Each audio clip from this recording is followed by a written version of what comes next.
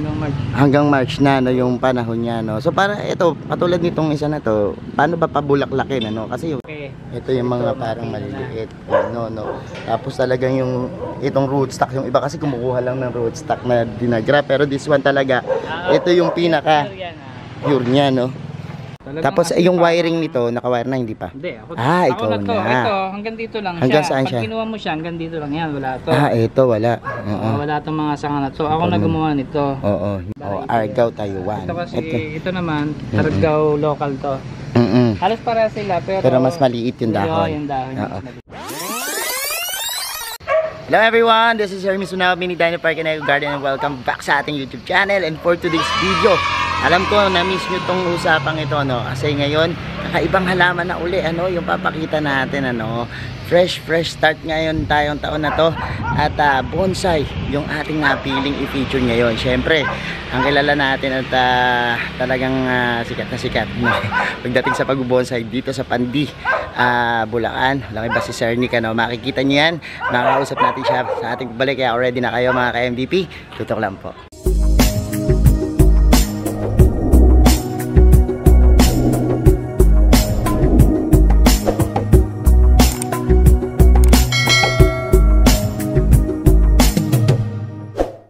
And we're back mga ka-MDP, kasama ko ngayon, Sir Nick, no?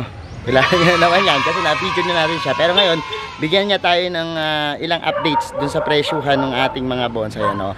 Pakadami niya ditong mga bonsai at marami pa kaming papakita sa inyo, kaya simulan na natin. Sir, eto na yung mga bonsai mo at parang talagang kita mo, ang gaganda ng mga bonggambilya niya. Ngayong panahon talaga na magbibilya. Kakatapos nga lang nito eh. Itong isa na to. Tapos bloom na naman siya. Bloom na naman to. Ngayon, magpapalit yan. Matatanggal ulit yung bulaklak, tapos magbubulaklak ulit yan. Dire-diretso na yan hanggang March. Hanggang March na, no, yung panahon niya, no. So para ito, katulad nitong isa na to, paano ba pabulaklakin, ano? Kasi yung iba na simpleng hindi bonsai, pero nahihirapan pang magpabulaklak. Ito, paano ginagawa mong talaga maintenance? Siyempre, regular fertilizer yan. Tapos, pinaka ano doon, technique, tatanggalin mo talaga lahat ng dahon niya. So ititim yung lahat ng dahon para mamulaklak. Total defoliation tawag. Total defoliation. Ano naman fertilizer yung gagamitin nila? Yung gamit ko ngayon, 16 eh. 16. Yan yung mga complete. Siya dun sa 14. So 16 yung makikita mas mahal nyo. ng konti. Mas mahal ng konti. So ikutin natin, iba-ibang klase yung mga ano mo dito, no? Tapos ito bang mga bonggabilya mo yan, grafted yan o talagang yan? Yan talaga yun. Yan talaga yun. Pero kasi yung iba napapasama na yan sa rear. Sa rear. Kasi yung ordinary din naman yung difference ng dahon niya, diba? Ito. Medyo malaki. Ito yung mga parang maliliit. No. Tapos talagang yung itong rootstock, yung iba kasi kumukuha lang ng rootstock na dinagra, pero this one talaga, ito yung pinaka pure niya, no? So, napakaganda nito. At marami ka pa ibang klase dito, no, na mga bonsai na naglalabasan na naman siya. Ito matatapos na to. Ito yung second bloom niya. So this one, ganito yung simula. Parang mag-green lang siya, tapos nagkakakulay siya. Ito matatanggalan. Malapit ko na itong gupitin. Ito. Tapos ito naman yung Susunod niya. So pag ito, ginupit mo na, meron namang kaya parang hindi na uubos yung bulaklak yung cycle, ano. So ito, usapan, magkano naman yung presyo pag ganito, no? Ito medyo mahal talaga. Alam mo, bonsai, di ba? Parang sinabing nagugulat. Pero syempre yung iba, pag collector's item ka, baliwala sa iyo talaga. Alam mo yung presyuhan talaga, no? Pagkano yung ganito. Pero sa iyo, sabi nila affordable nung nag-vlog tayo sa iyo, sobrang mura diyan. Ito, actually pinos ko yan last week ata ng 35,000. Pero sobrang ganda naman. Sa totoo lang, napaka-satisfying kapag halimbawang i-display mo sa garden. Materialis na to, galing ko sa Bohol. Ito. So yung mga ganyang materialis kasi na ibabonsai mo siya, pag babagal-bagal ka, hindi mo na talaga abutan to. Ayan, So ang gagawin dyan, ibibid mo siya. So ito dumadaan sa bidding rin. So pataasan ng bidding, talagang ganun yung presyo, So 35. Tapos yung sabi mo ito hindi masyado rin. Kasi sabi mo hindi to pero kahit papaano. Ang ganda rin ng forma, tingnan mo yung kulay. Ito pwede ng mga 2.5 dyan. 2.5, grabe. Laki lang sila, diba? Tingnan mo. Pero yung rare kasi, yung rareness niya. Yung rareness, Tapos, Imagine from 35 to 25. napaka, pwede, ang ganda. Eto, ito talaga. Hindi ko masabing Ito pang ano to, pang 50k. pang 50k, no? Pero eto, may show ba na na competition ng mga bonsai? Sa ano, malapit sa ano sa Tabang, yung Malaman Festival. So January, Magkano, yung group namin, nag-e-entry kayo doon?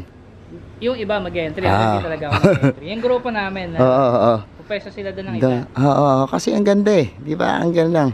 Ang galing, meron doon competition ng mga Halos bonsai. pare sila ng variety. Nitong isa na to. Bougainvillea parehas. Pero ito kasi talagang relatively sa akin, ano na yan. Bulaklak, buti Oo. nabutan mo pa ng Napakaganda rin. Oo. Pero aside from Bougainvillea, ano yung mga nandito natin? This one? Paborito ko. Ito. Galing pa ng ano to, ng Mindoro. Ito, Mindoro pa. No? So, Presyo nito mga nasa ano yan, 50 to 65 na to. ito. So, ang pag halimbawa galing ng Mindoro, ang nakukuha mo lang mismo, wala pang mga ganyan-ganyan. Oo, talagang Tapos, as in yung parang- wiring nito, nakawire na, hindi pa? Hindi, ako ikaw na to. na. Ito, hanggang dito lang Hanggang siya. saan Pag siya? kinuha mo siya, hanggang dito lang yan. Wala to. Ito, wala. Oo. Wala tong mga sanga na to. Ako na gumawa nito. Oo. So parang panggatong siya literal. Darating siya dito na parang halos Parang drip wood na parang, ganun yung itsura. Tapos dito mo siya patutubuin, no? Tapos ikaw na bahala. Ako na nag-develop. Napakagaganda ng mga, Ito talaga wiring. pinapaborito ko. Ito. So ito, not for sale siguro yan. Pwede naman. Pwede na. Prices. Pero paborito. Kasi paborito mo, baka mamaya. Minsan ganun tayo pag napamahal na sa atin, di ba? Yun, Masakit. Pero lalo na kung katulad nito, ang pag-wiring, kita nyo naman. Talagang medyo kailangan Ito, dito ng matinding ubus ka skill. ng mga 2 araw dyan sa Dito, wiring. sa wiring. Galing. So kung i-ano mo siya sa artist, let's say 2.5 ang artist, may 5,000 kang ginugol dyan sa wiring. Ito, ano to? Santan lang. Santan niya, pero nagtataka ko, ano yan, parang mabobonsai din. Parang woody-woody yung ano eh. Iba bonsai din siya, kaya lang, kumbaga yan, materialis pa lang. So, Tinatraining pa siya. teka, lapitan natin to. Ipapawait pa yan. Kasi kakaiba eh. Ngayon lang tayo makakita nung Bougainvillea na santan na bobonsai yan, ano. Kasi tingnan mo, ang kanyang wood. Yung iba kasi nito, di ba tayo usually nakikita natin, nakabakod lang, na walang mga design. Pero this one kasi parang meron siyang purpose na sa future siguro. Ipapawait lang yan, then i-trim. i-wire na siya. I-wire mo, i-trim. So ganun din yung proseso ng pag-wire. Parang iaano mo lang din. Hindi ba siya madaling pag naka-wire kasi hindi mababali, hindi marupok. Ganda rin ito, ganda rin Ito, reject. Reject pa yung lagay na yan. Reject. Reject sa bonsai yan. Bonsai talaga reject. So paano nalalaman kung reject? Kasi sira yung trunk niya. This one. Pero matibay pa naman. So reject pa daw yan, ha. Pero ang ganda. Yan ang pinaka-reject sa kanya. Sulok yan talaga. Oo. Reject sa bonsai. Pakaganda. Etong mga ganito, yan yung mga Yan, mura. ano to? Argao, Taiwan variety. Argao, Taiwan. Ito kasi, ito naman, Argao local to. Halos para sila, Pero mas maliit yung dahon. Yung dahon mas maliit. Ang ganda rin ng forma. Minsan kasi, pero sa forma lang din yung galing yung dating yan din sa forma din. Tinitingnan nila yung size. Yung Sabi ko size. sa kanila, hindi yun, maliit na porsyento lang yung size kasi. Yung tsura talaga ng puno. Pero yung puno, yung talagang artistic na form niya. Liit na ito, pero napakamahal na ito. Ito magkano yung ganyan? Ang price range nito ngayon nasa 50k.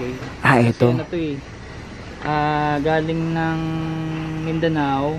Tapos show type siya kasi yung lifeline niya 25% na lang halos or 20%. Ito lang yung lifeline niya. So ito wala na to. Drip na to. Ito na. Oo nga kaya. Kasi kung magja-judge to, so napalakas siya ng ganito lang yung ano niya. Ang galing. Yung lifeline. Ayan, So pero ito yung nakarugtong pa ba yan? Ayun, doon na lang. Dito siya tumuloy sa Ito ilalim. na sa gilid, no? So yun. Para siyang panuki na lang. Ang galing. Pero original yun. Original. Oo nga, parang parang tinitinda. Meron pa ako nakita kakaiba dito. Ito naman, tingnan natin to. Yung, Pwede na bakuran. hindi, ayos lang yun. Kita mo naman na Yan kasi, ang kaya kagandahan. ganyan yan, ano yan, ipipilian ng sanga. So ito naman, Brand selections. selection, Selections to na. Pinasot. Pinasot. Wawire mo na, no? So, parang kakaiba lang din, ano. Katulad din ito, merong mga parang free food na, Ito naman, sampalok. Kasi yung mga namumunga natin dito. From seed. Ito from seed. acid yan. Tapos Yan, kinulot-kulot natin yung trunk niya. so ito bata pa nung Oo. hindi So, ganito. ganito siya nung nung Nung- kinulot. Yan. Tapos bigla na, tas ang wiring ba tinatanggal din yan? Oo, Mga gaano katagal pagka, na naka-wire? usually ito mga 10 buwan to. Kagaya niyan, halos di ba nagmamarka na siya. So kailangan mo na siyang tanggalin. Okay. Pero pag tinanggal mo yan, ganyan na siya. Ganyan na siya, no? Punta tayo sa kabila naman, sir. Ang dami magaganda talaga dito sa garden ni Sir Nick, no? Ito, may paborito ako dito yung mga dito. Mga maliliit cutie lang Ito, tingnan nyo. Yan yung mga bonsai niya na ang gaganda, no? Ito yung affordable lang, no? Magkano ganito? Ito pwede ito makuha ng 400. 400 pesos. Grabe, napakagaganda na. 400 pesos. Pang trim Pwede natin Kasi sinuulan dito sa amin kahapon. Pero ang ito hindi na to papalitan ng ibig sabihin ng mga potting mix, yung mga ginagamit ganyan na yan. Ganyan na talaga siya. Pero usually ginagamit sa mga bonsai na ano? Ano talaga gamit? Mga buhangin. Oo. Mga buhangin. Bilang para mapagaan namin, nilalagyan namin siya ng pumice. Oo. Yung mga ginagamit din namin sa pagka minix mo siya ng 1:1 ratio, gagaang na siya. So 1:1 ratio buhangin at pumice paghahaluin. Tapos yun ay pwede nilang So hindi naman namimili kahit anong type ng halaman. Ito napakadali nito. Ito ang pang-beginner talaga to kasi sobrang dali ng alagaan.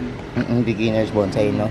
Ito trim ka lang ng trim, Oo, kusa na siya mabubuo dyan. Kahit di ka na mag-wiring. So napakamura, affordable, 400. Tingnan nyo, makakabili kayo ng bonsai. Kasi yung connotations ng iba na kapag bonsai, pang mayaman lang, pang ganito lang. Pero, syempre, di ba, kayo, as beginners, pwede nyo i-try muna dito, no? Tapos pag medyo talagang masana kayo, tsaka tayo mag-upgrade, no?